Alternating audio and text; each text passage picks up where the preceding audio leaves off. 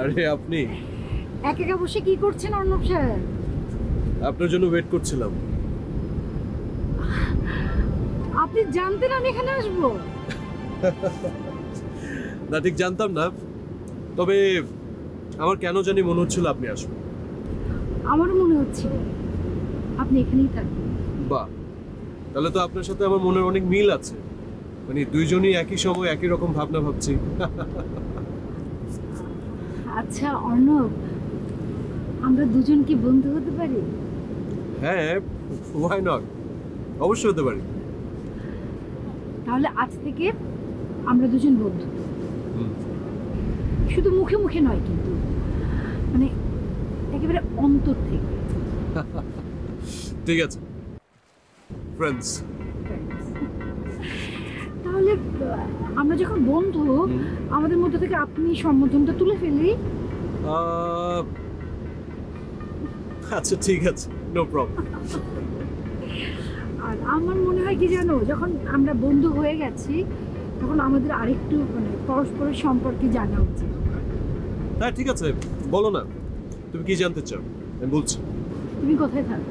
আমি আমি তো ঢাকায় থাকি। মানে ঢাকায় কোথায়? ও, আমার বাসা শান্তিবাগ।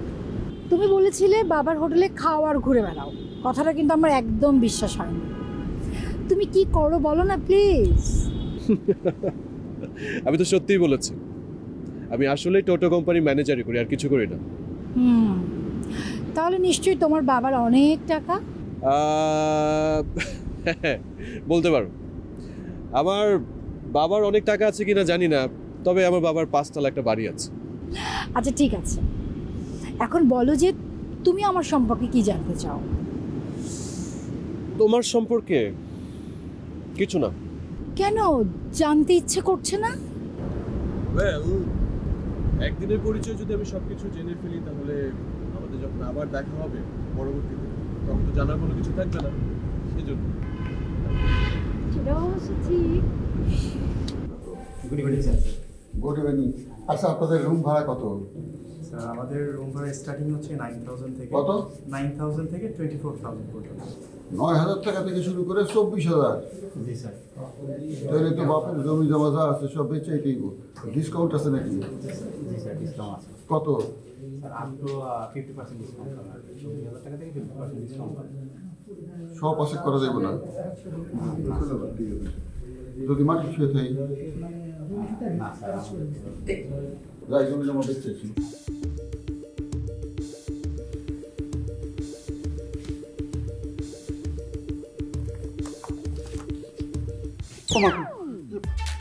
সরি ম্যাডাম, সরি, আমি খেয়াল করে নিই যে আপনি। আমি অমিত না, আমি রজব আলী, চাউলের আড়তদার। আসি ম্যাডাম, আসি। আসসালামু আলাইকুম। আরে বাবা, আপনি এত অস্থির হচ্ছেন কেন? বসেন, বসেছেন যখন বসেন। না না, আমি আসি, একটু জরুরি কথা আছে আমার ওয়াইফের সাথে, আসি। আচ্ছা শুনে, আপনি আপনার ওয়াইফকে খুব ভয় পান তাই না? না না, মানে আমার ওয়াইফের সাথে একটু ঝামেলা ছিল তো, এখন সদ্ভাব হয়ে গেছে। আমি আসি। আহা, আপনি নিশ্চিন্তে থাকুন, আপনার ওয়াইফ এখন এখানে আর আসবে না। আপনি একটু বসুন তো, শান্ত হয়ে বসুন। না না না, আসুক, অসুবিধা নাই। মানে সে হয়তো আমারই খুঁজতেছে, আমি একটু যাই। আহা, আপনি একটু 5টা মিনিট বসেনই না। 5টা মিনিট না হয় আমাকে অমিত হয়ে আপনি সঙ্গই দিলেন। তাছাড়া আপনার সাথে আমার এই মুহূর্তে ভীষণ কথা বলতে ইচ্ছা করছে। প্লিজ বসেন, কথা বলবো। আমি একটু আসি ম্যাডাম, আমি একটু আসি। সখিনা আমার জন্য অপেক্ষা করতেছে, আসি প্লিজ। আচ্ছা, আপনি আমাকে কেন এত ভয় পাচ্ছেন বলেন তো? আমি আজকে এখনো তো আপনাকে জড়িয়ে ধরিনি।